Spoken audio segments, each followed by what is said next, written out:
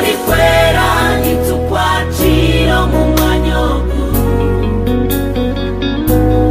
twaba nituramya leka omurro gwawe gushume mwoyo likwera nitukwakira mu mwanya ogwo twaba nituramya leka omurro gwawe gushume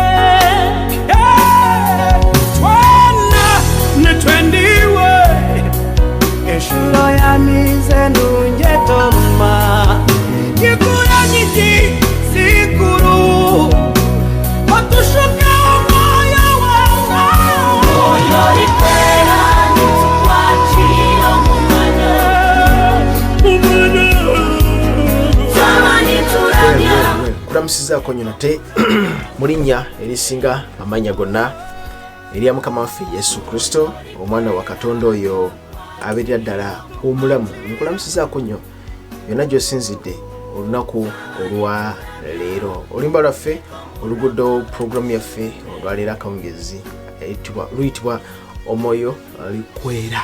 Omwoyo likwera. Sister waffe ayitibwa Julie Soki omwatira ne Happy Alex. Yakwebaza Katonda kulamu mwenna mulinya erisinga amanya gonna eriya mukama waffe Yesu. Nzikiriza nti gy'osinzidde yonna ebintu bitambudde bulungi, buli kimu kitambudde bulungi. Ebitannaba kutambula bulungi togwa ku maggwa, tukkirize Katonda nti buli kimu kijja kutambula bulungi mulinya lya mukama waffe Yesu Kristo abeera ddala omulamu. Ensonga nnyingi nnyo ez'okulabika ntutunuulira olunaku olwo lwaleero. Gwe wenna ali eyo ampuliriza nkusabye ogoberere n'obwegendereza. Nina eddoboozi awa nina vidiyo gye ngenda okuba nti nkuwa owulirize okuva eri Solomon Male. Lwaki twogera ebintu bino? Lwaki olaba feesi yange era lwaki olaba eddoboozi lyange? Nzikiriza nga eri omwana eyo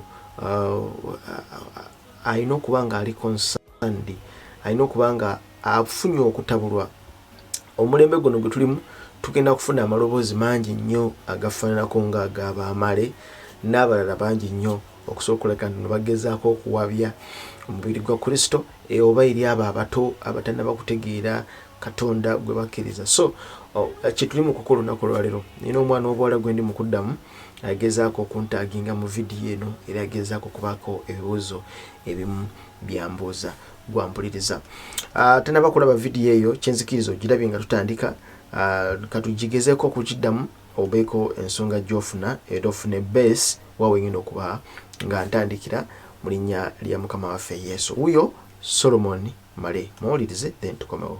Kakati musiibe tugoba emizimu gy'abajjajja ekizinga okwewuunyisa era abantu abakkiririza mu mizimu gy'abajjajja kansoke mbagambe kino. Olwaleero oli mulamu, olina abaana? Ojja kufuna. Nze nkyaliwo, nina abaana nina abazzukulu. Olowooza emyaka ng'ana mu maaso, kale 5 mu maaso, ndiba nfuuse eki? Nga nafa kali ng'abaana baso ng'olonga omusumbasa tugoba omuzimu gwa jjajjaawo Male. Katulaba nti obwo busiru kubanga tudde tuli bantu naye nkya naffe tujja kufa. Kati bwe tunaafa nga omwana wo oba muzzukulu wo nga bagamba nti kati oliko emizimu gy'abajjajja ng'akugoba. Kati ng'omusumata tugoba omuzimu gwa jjajjaawo Male, tugoba omuzimu jjajjaawo gwe gwani? Nze Mukeeze. Tugoba omuzimu gwa Mukeeze, omuzimu gwa Mukeeze vaamu mu linnya lya Yesu. Tulaba nti busiru bwerere. Kati omwana baamutuuma Mukeeze ndi kati ekikutawaanya gwe muzimu gwa jjajjaawo Mukeeze tugugoba. Kati Mukeeze wali muzimu? Nali muntu. Wali mutemu? Ate kati bano babaptize and people believe it. Nemo abakkiriza emizimu namwe nkya mujja kuba mizimu. Kati batandika obagoba mu baana bammwe nga bwakiriminga nti musumba era n'abakimuyita nti musumba. Gye yali wajje yava soka byonna byonna soke tutegeere Male wajje yava bani abamumentalinga bani abajja bawogera mu bulamu bwe abaali boogera mu bulamu bw'amale era abamumentalinga mwenna mubamanyi si benziza okwogerako.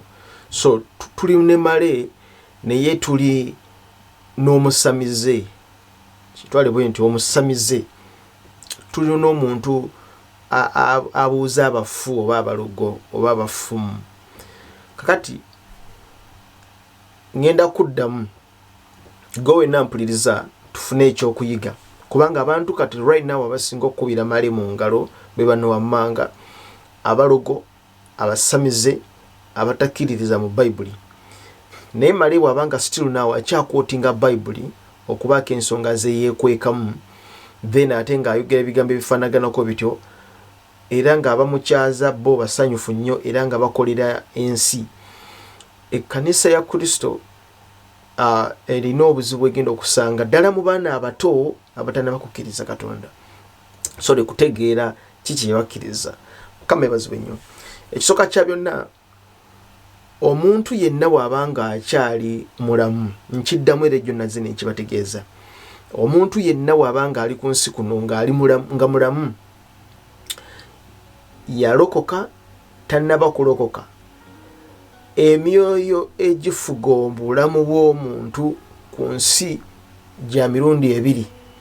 Either ofugibwa omwoyo gwa Katonda, either olimu omwoyo guva emagombe wa Sitaani. Nkiddamu, either omwoyo gukufuga, mwoyo guva magombe, mwoyo gwa bulogo, omwoyo gwa Sitaani, either mwoyo gwa Katonda, ku bibiri. So omuntu yenna bw'abanga tannaba kulokoka afugibwa omwoyo gw'ensi. Mukama yebazibwe nnyo. Omuntu yenna bw'abanga tannaba kulokoka afugibwa omwoyo ogw'ensi, naye bw'abanga alokose afugibwa omwoyo oguva eri Katonda. Tugende mpola, kubanga right now singa oyogera statement ifaanaganako bwetyo omukulu male negwa mu matu g'abaana abato, agenda kusindikirizibwa okugenda okukola ekiyitibwa necromancy. Necromancy kwe kugenda okubuuza abafumu n'abalogo. Tunakiraba mu maaso awo ng'abuuze abaafa. Abazungu balina nnyo enkola efaanaganako bwetyo. Naffe wano mu Buganda, mu Busoga, abangi kye bayita culture, abangi kye bayita ebyobuwangwa, bwe bagenda eyo mu malaalo, twaliyo nange naliyoko nga sinaba kulokoka, nga tugenda ne tufukamira ku malaalo g'abajjajja abaafa, ne bakulaga lino eddaalo lino liri jjajjawo gundi, naye wayi mugenda okukola kino oba mugenda egindi oba mugenda kukola kino, musooke mufukamire babawe emikisa.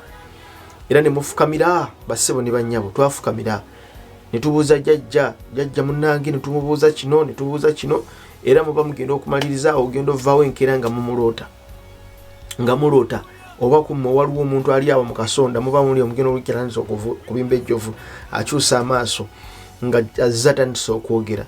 Kakati oyo ayibaira ayogera oyo omwoyo, waliwo omwoyo ogufuga omuntu ng'ali kuno ku nsi wabanga tannaba kulokoka.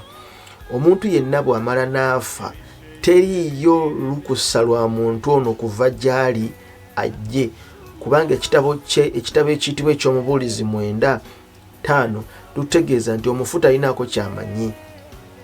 Omufu talinaako kyamanyi. Olunyiriri luli mu Mubuulizi 9:5. Kakati ekireetera omuntu ono okubeera nti nno ayogera ebyayita, ayogera n'ebiriwo, nti atudde ku gundi, wuliriza bulungi, nti atudde ku Nakayima, nti atudde ku Lwera, batudde wali bali mu kwogera nti omuzimu gwa maama we guli mu kwogera, omuzimu gwa jjajja we guli mu kwogera ebigambo. Teri n'omu afa n'ava gy'ali mu kasonda oba n'ava gy'ali gye bamusibidde n'akomawo. That's why nti ffe mu balokole teri muntu n'omu ali afudde abeere muweereza wa Mukama yenna n'akomawo n'atugamba nti owa eno gye ndi mu ggulu ensonga ziri bwe ziti bannange.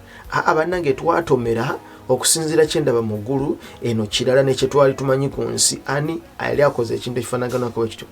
bwe baba nga waliyo video eyali efaananyeko bwetyo ba message efaanaganako bwetyo eyo nfu, kubanga teri n'omu alina lukusa kusala kuva eri kujja kumanya eno biri eno mu balamu, kubanga guredde wafadda tolina kyomanyi. Babuli wesomesa ekitabo eky'omubuulizi 9:5 wakati wammwe bateekawo olukonko luwanvu bwe ruti okusinziira ku Luka 16:25 ali eno tasobola kusala kudda eno nali tasobola kusala kudda eno. Then kiki ekireetera abantu bano okulabika nti nno babeera boogera ebintu ebifaanaganako bityo?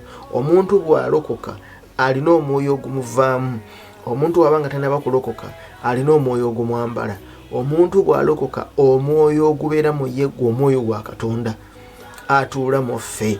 Bw'abanga tanaba kulokoka atwalibwa omwoyo ogw'ensi gwe tugamba omwoyo oguva emagombe, omwoyo gwa Sitaani.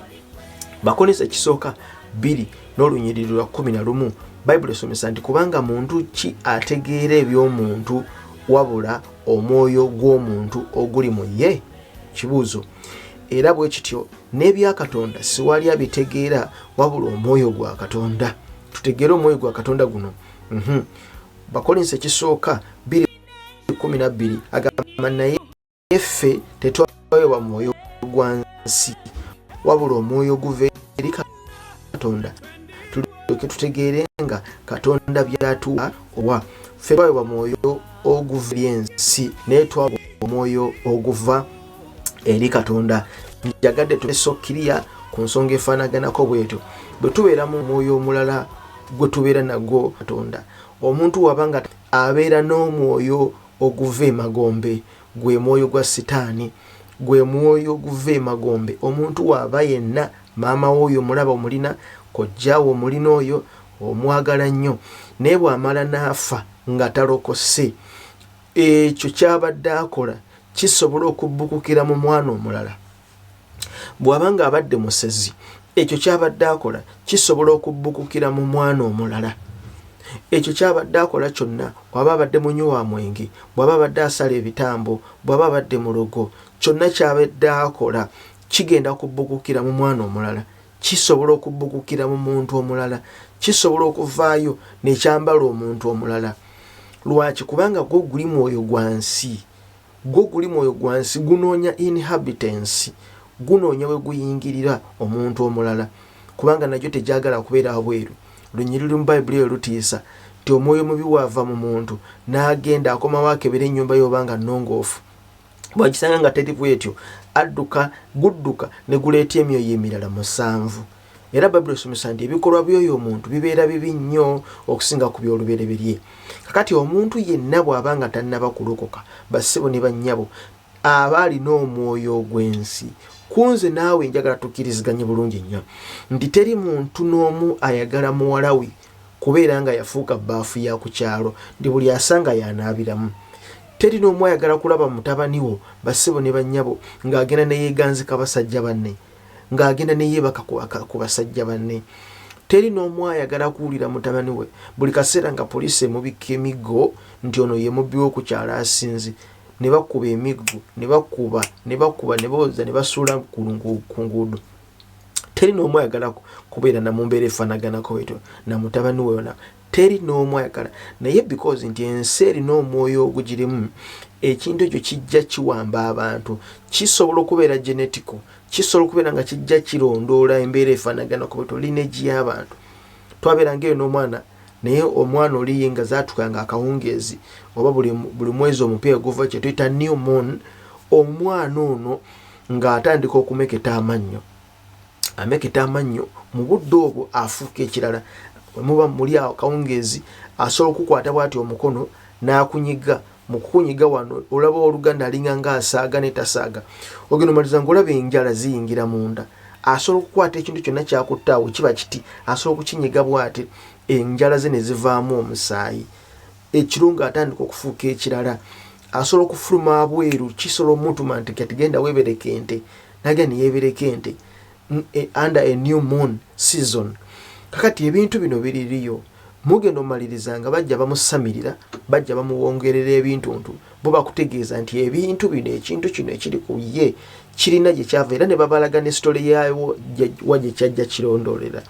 So ogenda okwetegereza nga senga awo gundi yakirina, gundi naye akirina, ne gundi naye akirina, so kiri genetical. Omuntu yenna kasitaafa nga si mulokole, njagala kukutegeeza naawe mukulu ali eyo, mukulu male n'abalala abawuliriza olunaku olwaleero, oyo aba takyali maamawo, oyo aba takyali mugandawo, aba mugandawo ng'ali wano ku nsi, ne bw'aba ng'avuddewo nga takyali ku nsi, bassebo ne bannyabo, communication eba eweddewo. Gwe naye communication eba eweddewo. Teri lunyiriri lwa Bible lwonna lutulaga nti omuntu ono asobola okuva eri n'akomawo najja eno atutegeeza ebifo eri gy'ali, lugezigezi lwa mizimu. Simanyi mujje eno waliwo emmese we zaaluma ne ziyingira munda, zayingira ekofini zisula eno. Simanyi kati emmese nzinnuma, simanyi kakati mpulira empewo eri eno enfuuwa, mugende muzibe ekituli ekyo. Simanyi kakati girina olugezigezi lwe gireeta. Simanyi mugende mu nnimire wali eri ndi mu muddo, oli mu muddo olimbaani, olugezigezi olubalina okwagala okufugirira abantu. Kakati ye Sitaani kyakola, omuntu ono bw'amala okufa, bingiti nti abadde ku nsi kuno ng'alina omwoyo omubi oguli mu bulamu bwe, omwoyo ogufugira mu nsi. Bakolinso ekisooka 2:12 atutegeezezza n'agamba nti naye ffe tetwaweebwa mwoyo gwa nsi wabula omwoyo oguva eri Katonda. Tutegeere nga Katonda byatuwa obuwa. Ffe tetwaweebwa mwoyo gwa nsi. Omuntu yenna nga yalokoka taweebwa mwoyo gwa nsi, talina mwoyo gwa nsi. Naye omuntu lwaki? Kubanga omwoyo guno ogw'ensi gwali tudde watuulawo mwoyo gwa Kristo.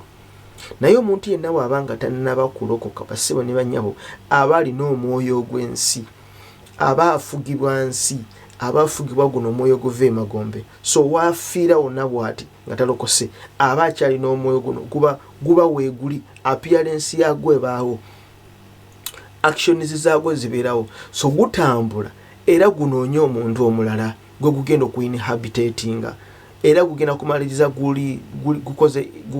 gutudde mu bulamu bw'omuntu omulala. Mukama yebazibwe nnyo. Gugenda kumaliriza nga gutudde mu bulamu bw'omuntu omulala. Mukama yebazibwe. So ffe bwe tubeera ku nsi kuno tukkiriza Kristo najja n'atuula ewabeera ekintu ekyo kyali tudde, so ne kitasobola kubeera na buyinza mu bulamu bwaffe. Omuntu ono bw'afa, bw'akomawo aba takyali maamawo. Maamawo ki akomawo ng'atandikira mu bulago? Maamawo ki akomawo ng'atandikira mu bulago? Maamawo ki akomawo ng'atandikira kukuba bwavu? Maamawo ki akomawo? Ntunula ninga ng'omwana omuto, naye ndabye byendabye. Munadde mbanyumiza olunaku lw'ejjo, mwaka 2006 nzikiriza Kristo, mwaka 2007 ngenda e Masaka, naye nalaba ebintu bitavanga na mutwe gwange. N'ekirala nti nalaba Katonda ng'akola era ng'asumulula abantu be. Nalaba omwana eyasibibwa mu nnyumba, ye ng'asula kiro misana kiro asula mu nnyumba, tebamuggulira, ali omwo munda, abeera munda mwe bamuliisiza. Baggulawo oluggi ne bamusindikira emmere, baggulawo oluggi, abagenda okumunaaza n'okumutereeza abeere munda, asobola okuyiriitira ekiro kyonna.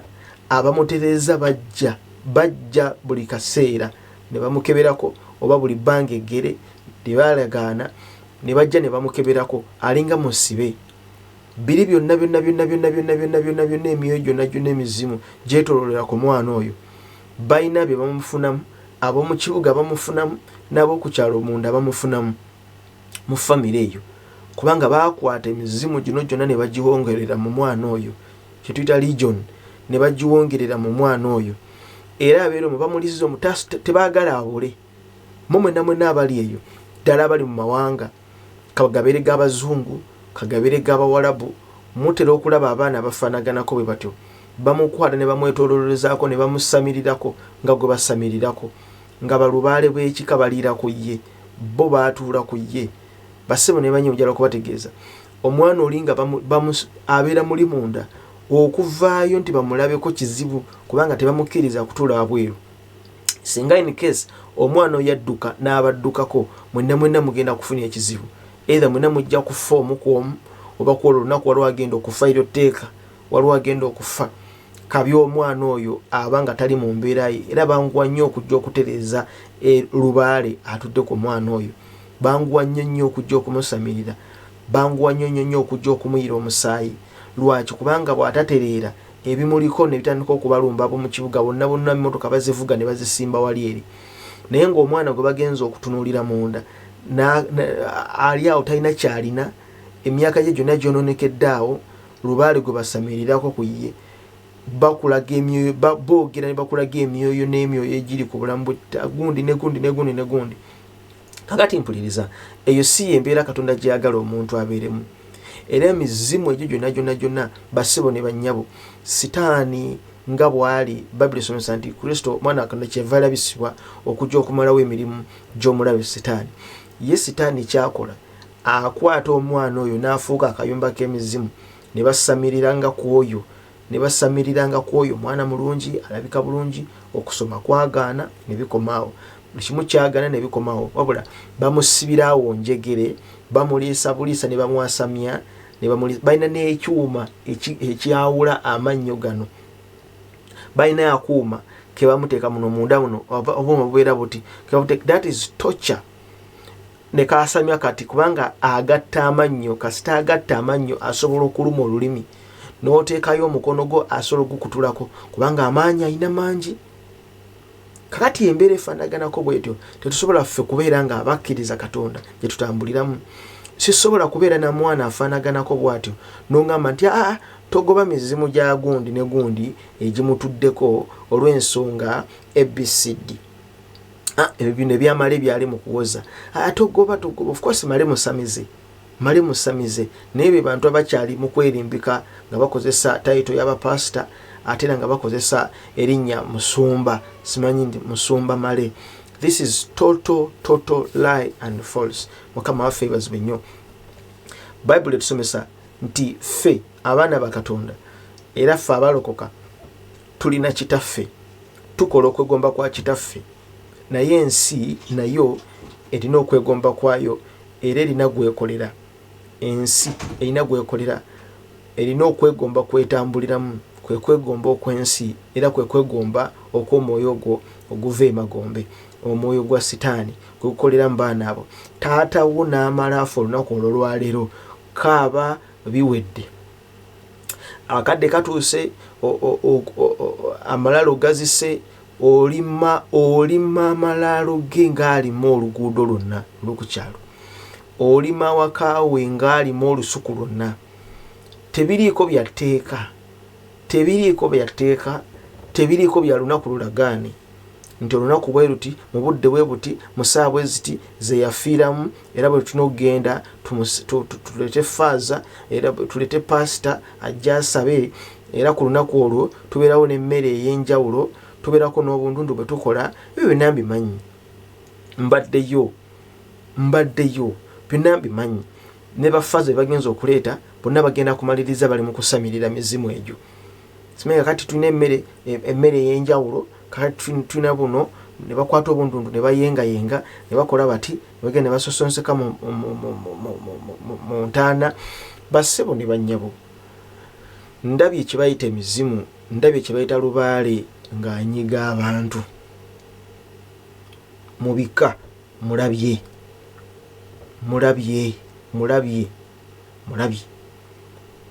Mulabye kubanga nzirayo mu kyalo ne mbakeberako ne mbalaba ng'omusajja ekigere kyeyassaamu bwe kiti, n'envunza ziri muli zaabulwa ne we ziyita. Envunza yabulwa ne weyita kubanga ekigere kyeyassaamu bwe kiti ne kigegera, olwala luli kuli lwakula lulinga nga lwa kiwujjo kya nnyonyi.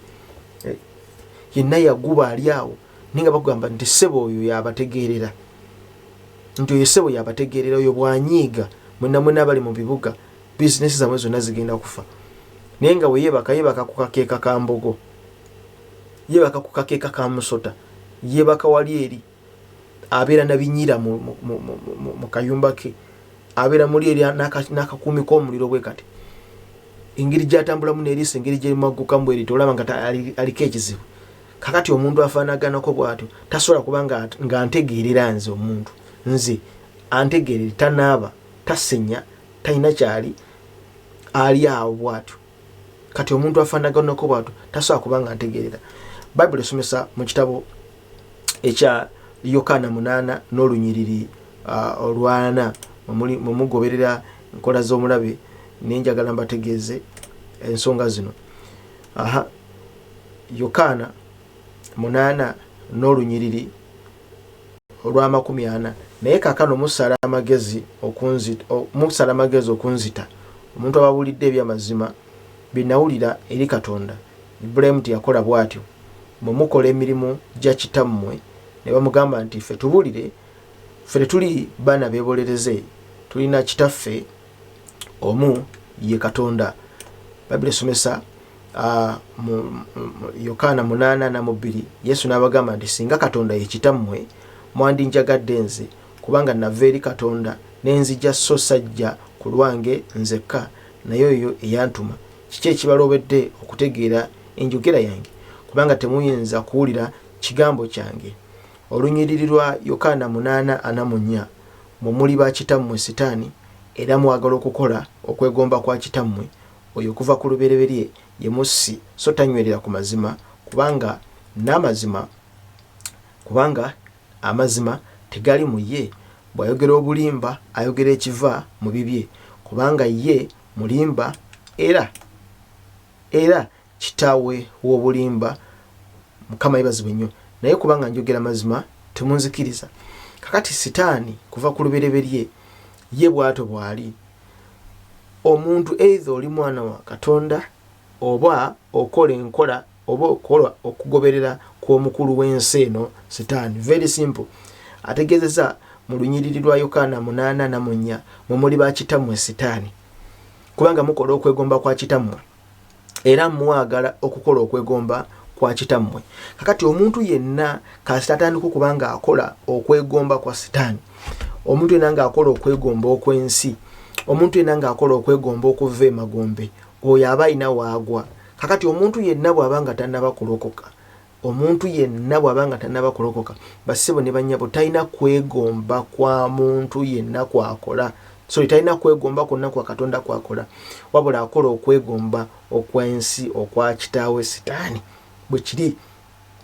So oyo yenna bw'aviira mu nsi bw'ati aba afuuse ekintu ekizibu, kubanga guli omwoyo guli ogw'ensi guli eri ogwo guwamba ensi, ogwo gutali gwa Katonda gwe tulabye mu Bakolinso 2:12 gugenda kubanga gutambulira mu muntu ono, gwe gugenda okubanga gufuga omuntu ono. So bw'ava mu nsi bw'ati oyo aba takyali maama wo, tebakulimba. Teri muntu n'omu yali akomyewo najja n'atugamba nti byendabye mu ggulu bino bannange nfudde, naye kati omwoyo gwe guli mu kuloosa muntu. Afudde bamuziise, naye nti omuzimu gwe gukomyewo guli mu kuloosa muntu. Nti bannange kiri no mu ggulu kiboka enyooka, bannange weetereze gundi kubanga wali kitibwe kiti. Oyo aba afuuse Sitaani, guba gufuuse muzimu mubi. Teriyo n'omu asobola kwogera kintu ekyo. Lwaki? Kubanga tulina omwoyo wa Katonda atubuulira ebyama ebyo. Gwe tosobola kugenda eri okomawo bitubulire nedda, kubanga wakati waffe waliwo oluwonko lunene, tosobola kusala kudda eno. So ani abeera ayogera ebigambo bino nga bano abantu bamaze okufa? Omwoyo gw'ensi omuntu ono nga tannaba kulokoka, bw'amala n'afa omwoyo guno gwe gufuuka ekizibu era guba gukola okwegomba kwa kitaawe. Kakati kye bayita necromancy, Bayibuli esomesa mu kyamateeka olwokubiri 26, tumalirize 26:14.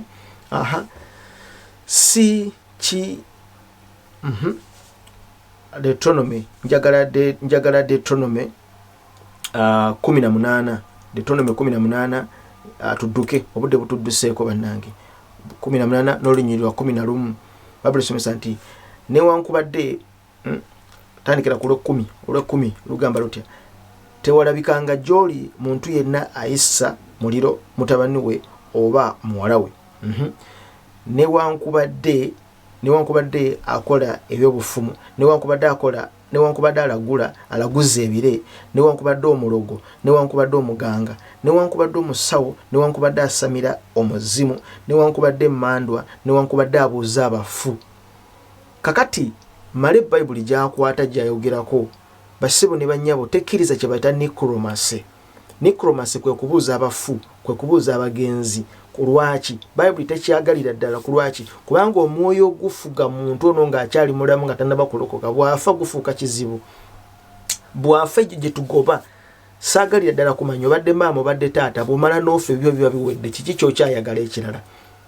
Gwe tosobola kujja kuntegeerera, tekisobokera ddala oba kubanga tolina kyomanyi. Kyekitabo ekituwe ky'Omubuulizi 9:5. So bw'ofa oba ofudde oba ogenzi basibo ne bannyabo tujjawo bino by'okweraguza. Okubuuza abafu kiyitibwa bakiyita necromancy. Kiri nnyo mu bazungu bakikola nnyo. Ne wano mu Buganda tukirina, ne wano mu Busoga nawa. Ogenda eyo okussaako omusika si kyekibi, naye ate okweraguza n'okusamira ekyo kyekisaanidde okubeera ekibi. Okwabya olumbe si kyekibi kubanga okwabya olumbe kubeera kussaako musika, naye ate waliwo ekintu ebigenderamu munda kwe kusamira, kwe kubuuza abafu. Ebyo Bayibuli tebyagalira ddala. Bayibuli egaanira ddala ebintu ebiyitibwa ebyokusamira emizimu. Ffe kyekyo ekitwonoona, naye okussaako omusika si kyekibi. Mukama yebazibwe nnyo. Mbaagala nnyo Mukama bankumire. Omusaayi gwa Kristo gwe batukuze. In Jesus' mighty name. Tujja kudda mu vidiyo.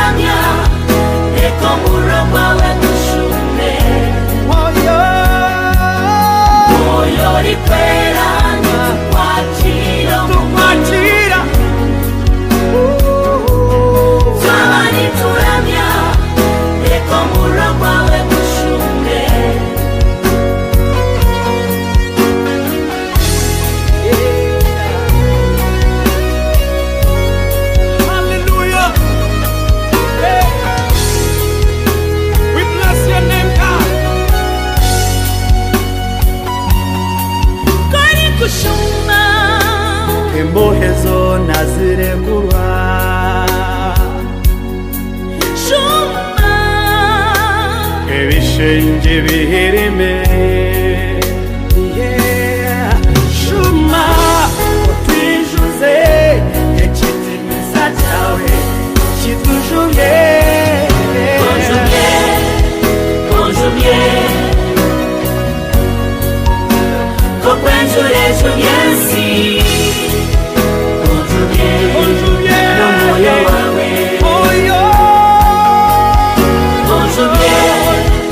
Bonjour,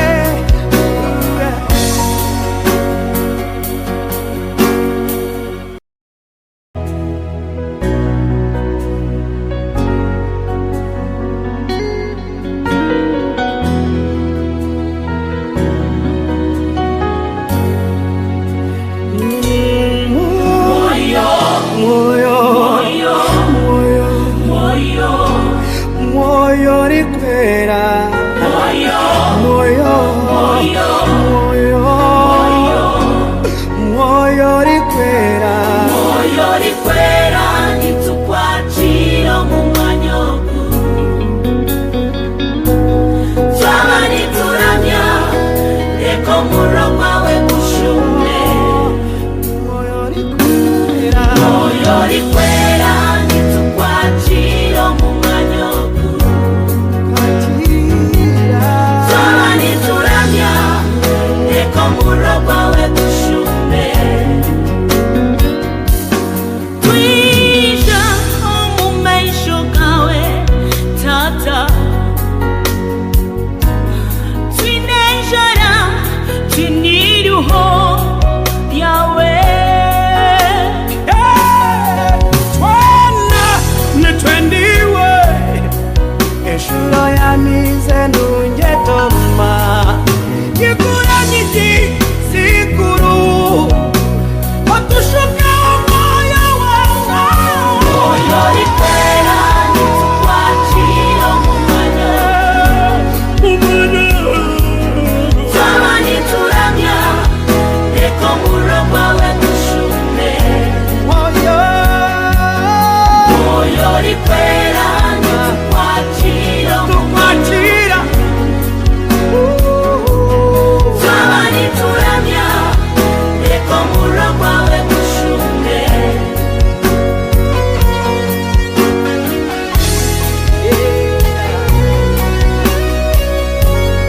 Hallelujah. Hey. We bless your name, God. Kari kushuma imbohe zona zirekurwa shuma ebishenje bihirime